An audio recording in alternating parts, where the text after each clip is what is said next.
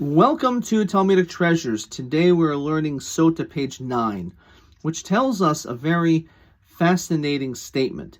It says that if you have a person that desires something else, something that they do not have, so the reality will end up being in their future, they will not end up getting that thing that they're totally fixated on, and they're also going to lose that which they already have.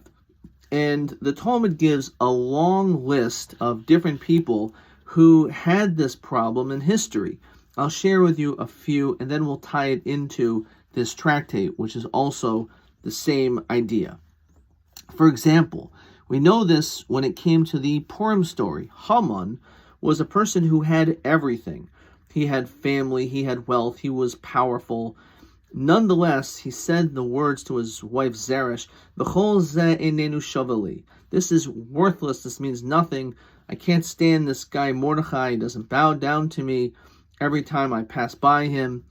And he was constantly focused on this one thing that he didn't have. And because he was so focused on that, he ended up getting angry, trying to kill the Jewish people. And of course, that was his downfall. So he never ended up getting what he wanted. He didn't achieve that one thing that he was missing, which was having Mordechai bow down to him. Not only did he not get what he was missing, but he ended up losing all the stuff, all the great things that he had. I'll give one more example. It gives a long list. Another individual we find was Avshalom. Avshalom was the son of King David. Now it's brought down in the book of Shmuel 2. It discusses that Avshalom wanted to take over the kingship from his father, and he rebelled against his father.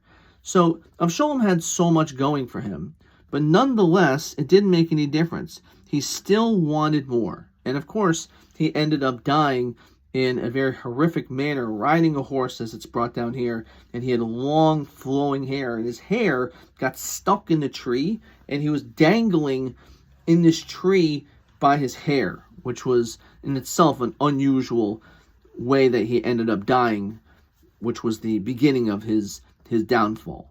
So we see this constantly throughout history, over and over. Why not? Here's a third one. When it comes to Korach, which is found in the book of Numbers, he rebelled against Moshe. He wanted to become a leader. He wanted to take over the positions of leadership. And of course, as the Torah discusses, the ground opened up and he was swallowed in. Even though he was fabulously wealthy, he had so much. It's brought down, he was one of the wealthiest people who ever lived. Didn't matter. And this is the same concept when it comes to a sotah. You have a woman who is married, who has a husband, possibly a loving husband, a beautiful family, a house, so many wonderful things going for her in her life. But she doesn't think about that. Instead, she's thinking about, I want to be with another man. I want to commit adultery. I want to have an affair. And what ends up happening is, if she's found to be guilty, or if she admits to her guilt, so what ends up happening by her admitting to her guilt is she is no longer allowed to be with this man that she committed adultery with. It's forbidden. In other words, even after they get divorced, she is never allowed to marry him. And also, she loses her husband and everything that was built up before that. So she had so much, but instead she focused on what she didn't have. And this is something which happens constantly throughout life, that instead of appreciating the things that we have, we are so focused on what we do not yet have.